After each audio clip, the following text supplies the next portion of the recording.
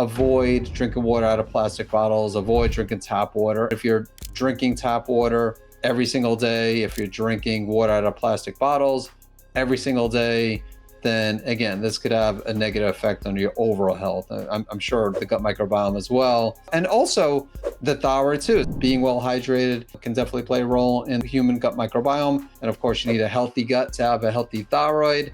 Hey, this is Dr. Eric. And in this Q&A episode, I am going to answer the question, how important is hydration for optimal thyroid health? Another study showed that water restriction disrupts gut homeostasis, which is accompanied by a bloom of gut microbes and decreased numbers of immune cells. Adequate water intake is critical for maintaining bacterial and immunological homeostasis in the gut, thereby enhancing host defenses against enteric pathogens. And then as far as how much water should you drink, many sources suggest.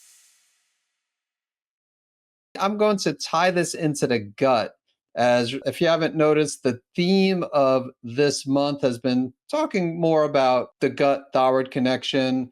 And so I'm going to focus because there really there aren't any studies I've come across showing the importance of hydration directly to thyroid health.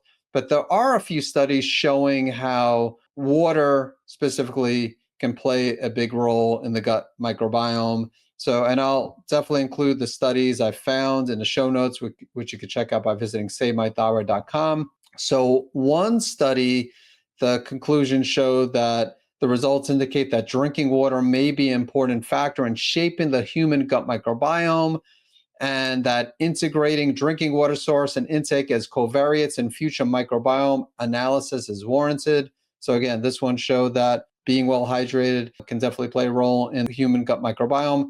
And then another study showed that water restriction disrupts gut homeostasis, which is accompanied by a bloom of gut microbes and decreased numbers of immune cells.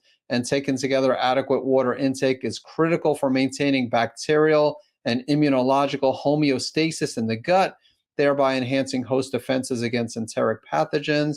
So again, I can't say there's dozens of studies showing the importance of hydration, but these are two, and we all know that it's important to stay well hydrated for other reasons as well. Kidney function, you want healthy kidneys, and just, overall, you want to make sure to get enough water. And then as far as how much water should you drink, many sources suggest drinking half your weight in ounces per day. So for example, if you weigh 120 pounds, you should drink 60 ounces of water per day. I mean, give or take a little bit. You don't want to drink too much water. And if you drink a little bit less than that, it should be fine. And as far as does the quality of water make a difference? When it comes to the gut microbiome, I didn't really see any studies showing that. But I mean, overall, we know the concern with certain toxins and environmental toxins in the tap water. And then when it comes to drinking water in plastic bottles, we know that's not great, that there's plenty of evidence showing that the xenoestrogens, that the plastics from water bottles are endocrine disrupting chemicals. And so I would definitely recommend, and I commonly do recommend, to avoid drinking water out of plastic bottles, avoid drinking tap water. Again, if it's every now and then, maybe not as big of a deal, but if you're drinking tap water every single day, if you're drinking water out of plastic bottles every single day, then again, this could have a negative effect on your overall health. I'm sure the gut microbiome as well. And also the thyroid too. So again, even though the focus here is on hydration, and again, I don't know of any evidence where not drinking enough water will have a negative effect on thyroid health. I mentioned elsewhere in other episodes where the impact of plastics and microplastics and nanoplastics, they can directly affect thyroid health since they are endocrine disrupting chemicals. So yeah, the quality of water definitely can make a difference when it comes to your thyroid health, and I imagine also the health of your gut microbiome. If you are looking to do everything you can to save your thyroid, in addition to watching my videos on YouTube, you also might want to subscribe to my free online newsletter, which is called Healthy Gut, Healthy Thyroid. Not only will you get the latest news on how to heal your gut and restore your thyroid health, but during each edition, I'll demonstrate a different blood or functional medicine test marker that relates to healing your gut and or your thyroid. There will also be an Ask Dr. Eric section where not only can you see questions that other people have asked related to gut and thyroid health, but you can also submit a question for me to answer in a future edition. To subscribe to the Healthy Gut, Healthy Thyroid newsletter, please visit savemythyroid.com/newsletter. Because there are studies out there showing that plastics also affect the gut microbiome as well. And then, so as far as what type of water do I recommend? I mean, I personally drink reverse osmosis water, and I know there's controversy over reverse osmosis for a few different reasons. One is because it not only removes all the toxins and toxicants, but it removes the minerals. But to me, it's one of those risk versus benefits scenarios where I think, I mean, you're definitely not relying on water to get all of the minerals. You're getting most of your minerals through the food you eat. You could add minerals to the water.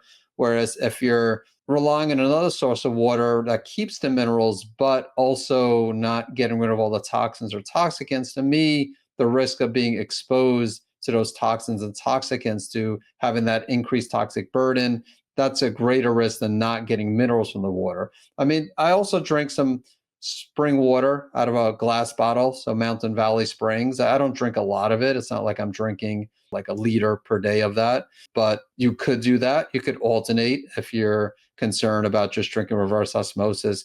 I mean, there are other concerns that people have, like it does use up a lot of water, which I realize. And then some talk about molds in the reverse osmosis unit, which I guess could be a concern. I mean, I try to change the filters regularly, and when doing that, looking at the unit, but maybe it's in places I can't see.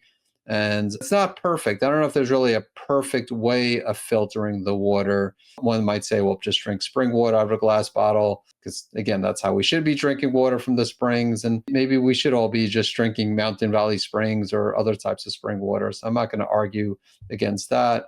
But if that's not viable, I would say reverse osmosis and add the minerals. And like I said, avoid tap water and water in plastic bottles on a regular basis. So that is my answer to the question, how important is hydration for optimal thyroid health?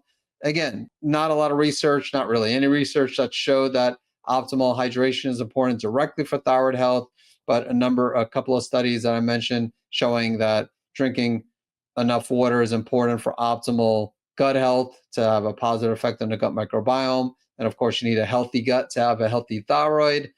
As usual, I hope you found this Q&A episode to be valuable, and I look forward to catching you in the next episode.